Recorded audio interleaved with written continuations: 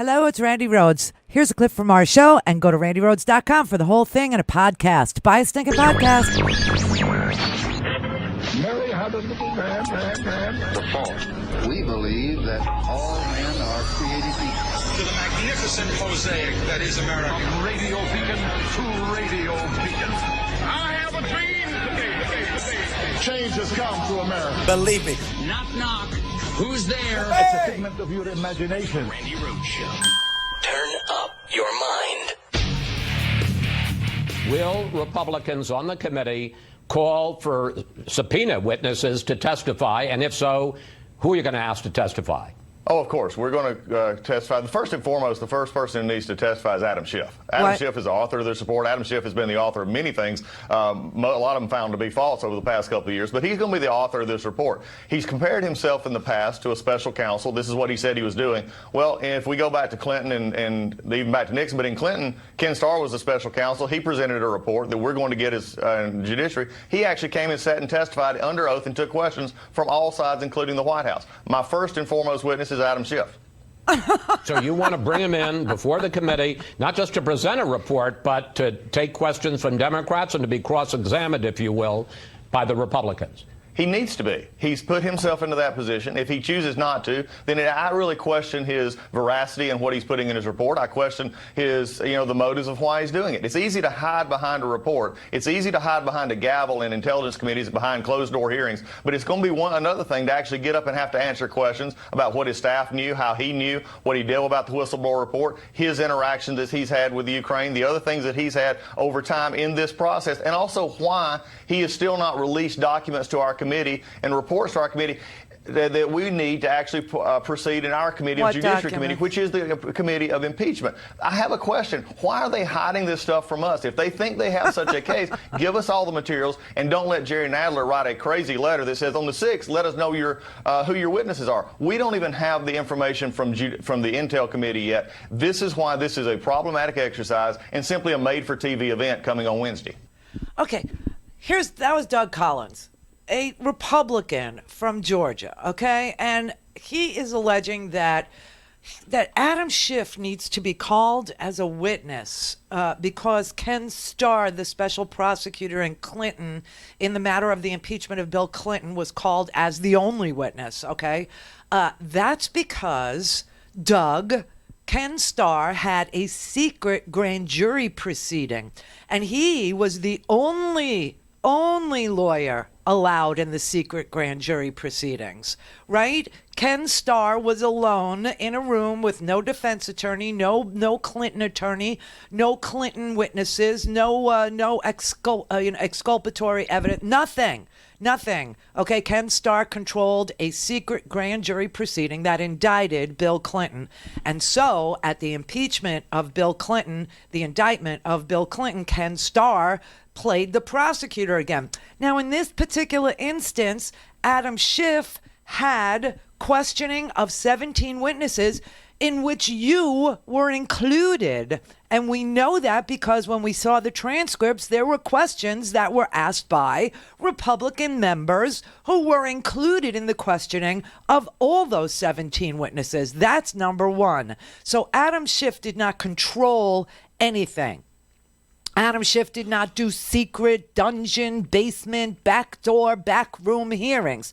You were invited to all of them, where Ken Starr invited no one from the Clinton camp or from the Democrats or any other person at all into the grand jury. So that's just ridiculous. Now, as for, the deadline to announce witnesses, their deadline to announce witnesses is December 6th.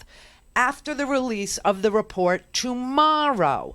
So now, if he's lost as to which witnesses he should be calling because he doesn't know what's in the report, he will know tonight at 6 o'clock. That's number one. Number two, then he was sleeping through those hearings, which you and me were not. Number three, call Mick Mulvaney. Call Mike Pompeo. Call John Bolton. All the people that the president will not let testify. If there's any confusion about which party they belong to, I suggest you Google them. I mean, this is such theater. This is such propaganda. They never attack the facts. They just keep going after Adam Schiff or the whistleblower. The whistleblower has been totally validated by every one of the witnesses who testified because they were either on the phone call or on the ground in Ukraine, meeting with Zelensky or meeting with Yermak, who was the primary contact for Zelensky, and they had firsthand knowledge of what was going on. They had firsthand knowledge of a deal. They had firsthand knowledge of the withholding of aid. So did Ukraine. They had firsthand knowledge of what was being done to Marie Yovanovitch by Rudy Giuliani. They testified that they were directed by Donald Trump to have Rudy Giuliani take the lead in this swampy, disgusting shakedown of Ukraine at a time of war. What is their confusion? Why are they so confused? Maybe the mushrooms that they had were not the same ones we served. This is so bizarre and so disingenuous and such a freaking cover-up of a cover-up of a cover-up. Okay? And you got crazy, crazy Republicans. Steve Bannon was on the TV just, said how happy he is that all the Republicans are completely in, they're in the mud. They're down in the dirt, and they're going to stay there with Trump. Let's go back to unity and substance. You've got the Republican Party, and I've been one of the rebels in the Republican Party. You've got the Republican Party more united than it's ever been, even in the run-up to the 2016 election. You have them saying this is unacceptable, it's unfair, this man was elected. We're not going to let this, we're not going to let the nullification project on overturning the 2016 election happen. Everybody's pulling together. So you have unity. You look at Hurd, who is probably the outlier on the committee. He's basically said, hey, I am not voting for impeachment. So you have the Republicans totally united. On the Democrat side, you've already had a member of leadership, and you had Van Drew. You've already had 2 vote no, and now you've got the 31. A lot of them saying, hey, I'm neutral right now. So I think you could have a carve-off of up to a half a dozen Democrats that don't vote for this, which then turns it into not just a partisan vote, but a highly partisan vote. And we've never had that on any impeachment, just a highly partisan vote to try to impeach the president. That, to me, kicks off 2020 in a great way for the president. He's such a sick freak, man. How many shirts do you have to wear? Yeah, I mean, I don't even understand. But this is, now they're saying, oh, it's a partisan vote on the part of the Democrats. First he says the Republicans are unified no matter what law breaking they saw, no matter what they heard, no matter what talking points the Putin wants to spill into the American ecosystem. They will do it. They will say it. They will say Adam Schiff is dirty. They will say whatever they need to say. They will say anything, everything, even though there was testimony by Fiona Hill that this was all Putin's propaganda to frame Ukraine for what they did, right? So then on the back end of saying the Republicans will never react to facts as they find them, the Republicans have already made up their mind as to how they're going to vote, no matter what the facts show, no matter what the timeline, no matter what Zelensky actually said in public today. Yeah, what he said in public today, we're at war, you shouldn't make backroom deals, you shouldn't go behind our back. Why are you withholding aid? That's just, why do you say we're corrupt? That hurts us so bad.